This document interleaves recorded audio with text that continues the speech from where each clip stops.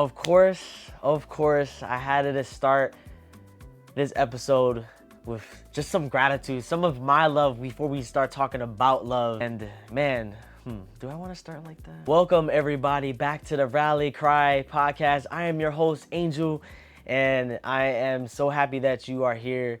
If you're listening on Apple Podcasts, Spotify, or even if you're watching on YouTube, and of course, it's the month of love. I love love. I don't know if you love love, and I just want to also let you guys know how much I appreciate the support and everything that has just been coming full circle, right? And since it is the month of love, this is just after Valentine's Day. Of course, I want to talk about what is love, right? And I think what happens a lot, there's always a subjective view on what love is, right? But I want to give a shout out. Hold up, matter of fact, that's there you go. Yeah. So I was thinking when I do these solo episodes, I want to give you guys a gem. And since it is a love month, right? It's February. We have Valentine's Day. You know, regardless if you have a significant other or not, if you're single, if you are in a relationship, or if you're in a position or relationship, however you want to say it, where you're just trying to let things go, then this is the episode for you. And this book right here, we're going to kind of use this reference, right? I'm not sponsored. I'm just saying, but I do say that Jay Shetty is someone that definitely has a profound view on what love is. And in this book, 8 Rules of Love, it's how to find it, keep it, and let it go. And of course, I put down some notes about what I think is the ways of how to find it, keep it, and let it go. And I think that's literally the 3 things that you need when it comes to love, right? We think about finding love from someone else, right? We think it should be an external thing. We think it's something that should be inviting, right? And with that aspect or that mindset about finding love, we're always going to be thinking that love should be this way. Or we think that love should be this big gesture to know that it is love, right? When it comes to finding love, we think about, oh, it should be this feeling or it should look a certain way. And then yet we're still confused on why we don't feel loved, why we don't feel enough. And when it came to me, right, finding myself and finding myself in ways where I can be loved, it was first recognizing it within myself. Recognizing that love isn't something that I get from the outside, but what I recognize on the inside. It's not necessarily about finding love, but recognizing it. And as you realize, that's the key word. Recognizing that this is something that I value, right? Because love is simply something that you feel, right? Love is something that makes you feel valued. Love is something that allows you to remind yourself of who you are, right? And with utmost content. I think when it comes to love, we think that, oh, it shouldn't make us feel down, right? The thing is that there's prerequisites that you need when it comes to love, right? And that comes with going back to yourself. As many times as I said it before, when it comes to love, you need to understand yourself before you get into a relationship. Because when you get into a relationship, you don't want to be in that position where you don't know yourself well enough and that the other person is trying so hard to find out who you are. Now, that's not their responsibility. The responsibility within yourself is to understand what is love for you so that you're able to be a guide for that other person. So it's so much more easier to love you because you know what it is that you need, right? And understand that love is not something that you need from someone else, right? Because you give it to yourself, right? And then you also give it to others. You're always able to experience love when you're understanding it within yourself and how well do you give it to someone else, right? We think that love is something that we should only be getting from the outside and know, oh, that's love. But love is something what you give, and understanding on what you give is also what you get is what works full circle, right? And I think there is so many ways that we think we should find love. And I would say one thing's for sure, you're not going to find love just anywhere, right?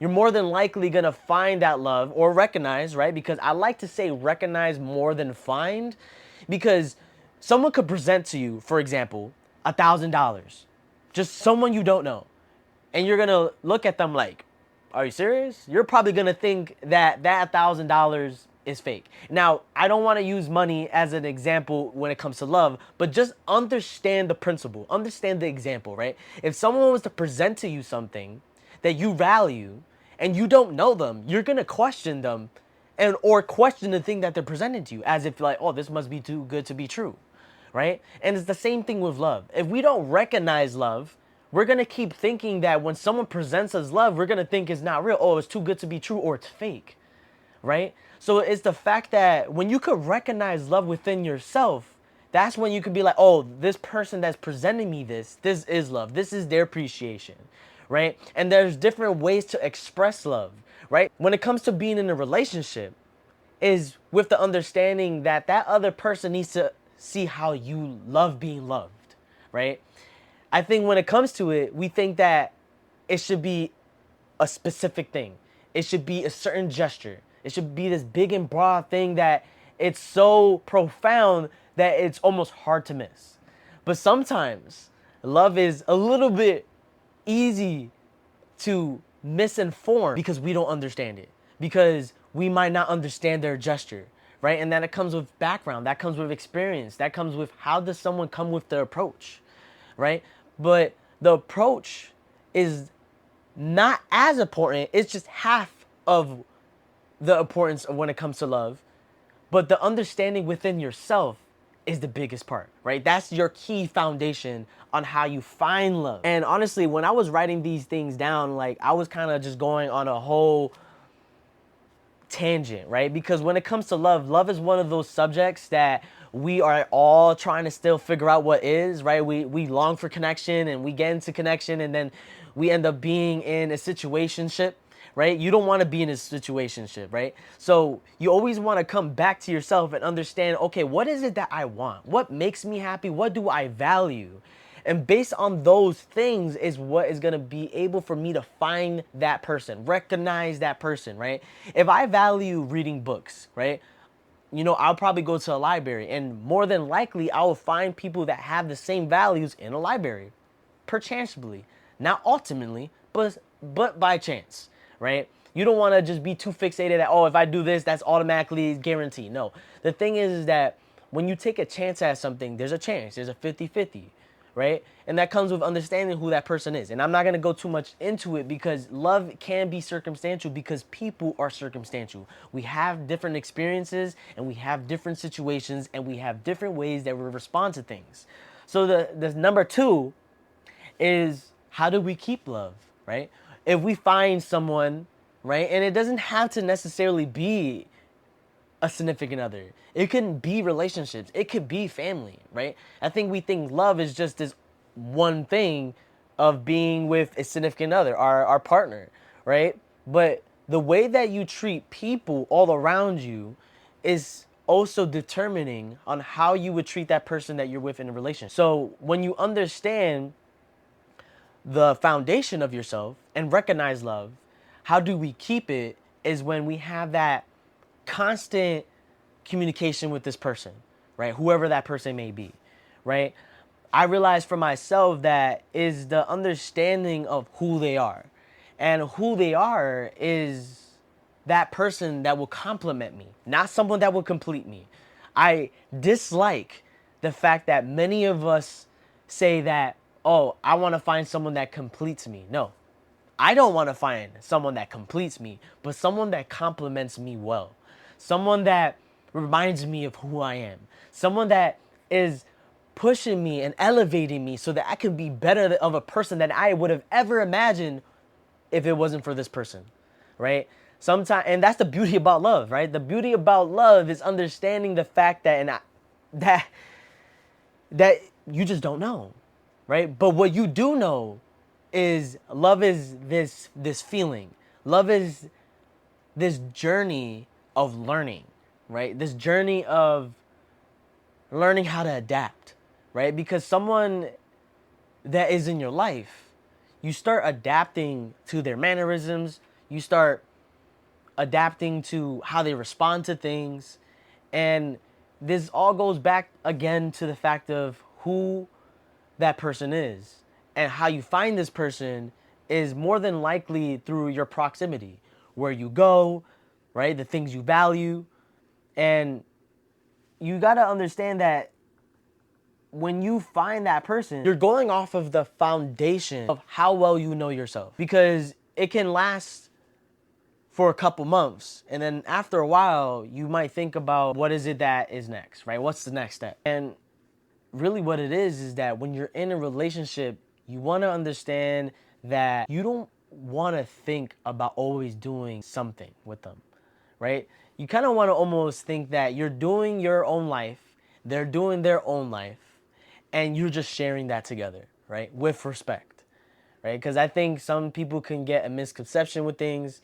And I think it's really about when you are going into a relationship is being intentional with everything you do after that. And even before that, everything we do should be intentional.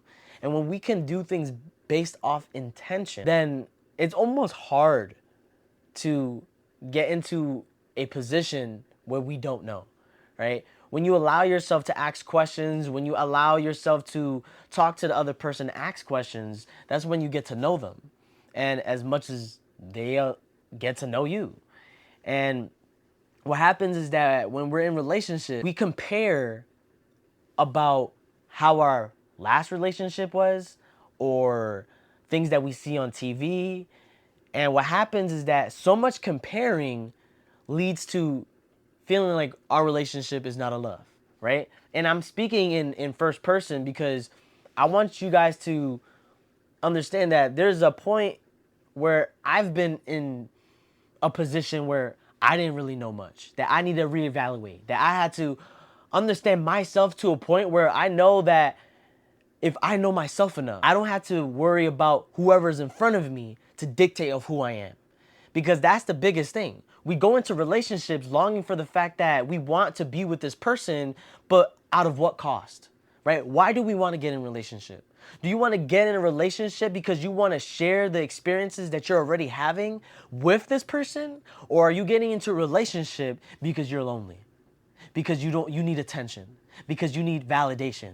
Because if you're going into that relationship or you're sharing this space with someone because of that, because of validation, then you're doing the wrong thing, my friend. That's the worst intention you can do. Because after a while, when you feel like you've been validated enough, then you feel like then you won't ever need them again. Because you got them for what you needed it for, right? And then now you can't appreciate them because you was only appreciating the gesture of what they were giving you, not of who they are. The whole point of being in a relationship is so that you can understand of who they are and appreciate them and experience them. To see them grow, to see them wanting to do better in their lives and just sit back and just be like, wow, that's a relationship, right? And there's so much more to that, right? But that is like the foundational piece of keeping love.